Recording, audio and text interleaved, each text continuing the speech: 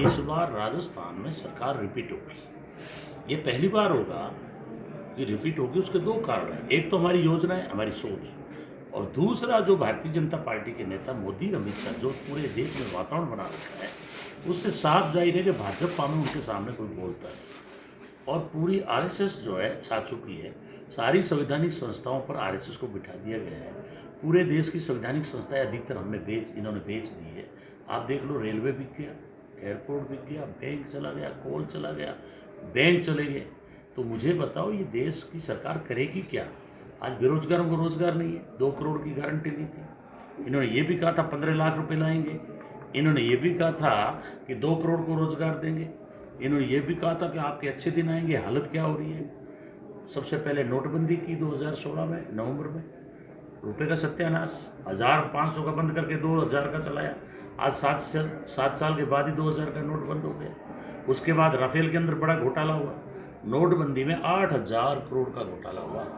अमित शाह का जो लड़का है जयंत शाह, एक कोऑपरेटिव सोसाइटी में 700 करोड़ जमा करके रुट गए, पता ही नहीं लगा। तो उसके बाद आगे बढ़ते हैं कोरोना के अंदर। तो ये तो नंबर, आज चंद्रमा पे पहुंच गया भारत। तो ये नेहरू जी के टाइम 1962 में इसरो बना था और हमें सफलता मिल गई। ये ले जा रहे हैं अंधविश्वास की तरफ। हमारे देश के जितने भी महात्मा थे, उनको सबको इन्होंने पार्लियामेंट में बिठा दिया। पार्लियामेंट एक ऐसी जगह है, वहाँ बुद्धिजीवी बैठे। जैसे आप पत्रकार हो, पढ़ा लिखा होगा वही पत्रकार पढ़ेगा, बुद्धिजीवी होगा वही तर्क कर सकता है। तो पार्लियामेंट में वो लोग जाने चाहिए जो देश के नियम बना सके, कानून बना सके, उसको पढ़ सके, डेमोक्रेसी को जिंदा रख सके। अब ये डॉक्टर अम्बेडकर का बनाए हुए संविधान को जलाने में लगे हुए हैं, डेमोक्रेसी को खत्म करने में लगे हुए हैं। जो भी इनके विरुद्ध बोलता है उसको ईडी और इनकम टैक्स के माध्यम से परेशान किया जाता है या उसको जेल में डाल देते हैं। और तो राहुल गांधी, जिनके घर में 2-2 सादत हैं, जिनकी पूरे परिवार ने इस देश को बनाने में बहुत बड़ा सहयोग किया है। आज जितना भी आपको विकास दिख रहा है, ये कांग्रेस की देन है। आप जानते हैं कि जब हमें आज़ादी मिली, ना सड़क थी, ना यूनिवर्सिटी थी, ना मेडिकल कॉलेज थे, ना एजुकेशन थी। हम लॉ की डिग्री के लिए बाहर जाना पड़ता था। और ये आरएसएस 1925 में पैदा हुआ, 47 में आज़ादी मिली और 1948 में महात्मा गांधी को गोली मारा। और आज ये राष्ट्रभक्त बनने की बात कर रहे हैं। ये नकली हिंदू है, दिन भर झूठ बोलते हैं, झूठ की इन्होंने डिग्रियां ले रखी है। अब बताइए, आज मोदी जी अपनी डिग्री दिखा रहे हैं, वो कंप्यूटर में लिखी हुई है। और जिस टाइम डिग्री 1970 में लेना बताते हैं, उस टाइम कंप्यूटर था ही नहीं। जिस टाइम ये चाय बेचना बताते हैं, वहाँ वडनगर में स्टेशन ही नहीं था। फिर कहने लगे कि रेल के डिब्बे में बेचता था। फिर किसी ने कहा साहब चाय कैसे पिलाते थे? चाय पिलाते नहीं था, मैं तो सूखी चाय बेचता था। मतलब एक मजाक बना दी पूरे देश को। ऐसे लोगों के हाथ में ये देश चला गया है।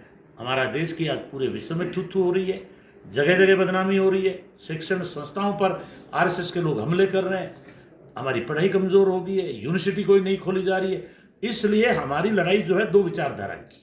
एक विचारधारा कांग्रेस की है, जो आज तक इस देश को आगे नहीं है। एक विचारधारा सांप्रदायिकता का जहर घोलने की, वो है बीजेपी की। तो हमारा यही नारा है कि इन लोगों को नेस्तनाबूद करो। और यदि आप राजस्थान को मजबूत करना चाहते हो तो अशोक गहलोत जी की योजनाओं का लाभ उठाओ, और विकास चाहते हो तो वापस कांग्रेस को लाभ। देखिए, ये हर पार्टी में, आज भारतीय जनता पार्टी में 9 मुख्यमंत्री हैं, तो हम इसको दूसरे रूप में देखते हैं कि इस बार जो है हमारी योजनाओं का ज़बरदस्त प्रभाव है, इसलिए उम्मीदवार ज़्यादा आ रहे हैं। कई बार जो है दिखती नहीं है जीत, तो उम्मीदवार कम हो जाते हैं। इस बार जो है हमारी जीत दिख रही है, योजनाएं ज़बरदस्त है। हमने आज जो मंत्र दिया है वो यही दिया है मीटिंग के अंदर कि भाई अभी तो आप डिमांड करो, नारे लगाओ सब नेताओं के, लेकिन जिसके हाथ में सिंबल आ जाए सभी उनके साथ हो जाओगे। बाकी ये आप भी जानते हो कि हर पार्टी में 9-9, 10-10 लोग टिकटें मांगते हैं, लेकिन सच्चा कार्यकर्ता वही है कि जिसके हाथ में कांग्रेस का सिंबल आ गया, उसके पीछे आके खड़ा होकर के कांग्रेस को जिताए।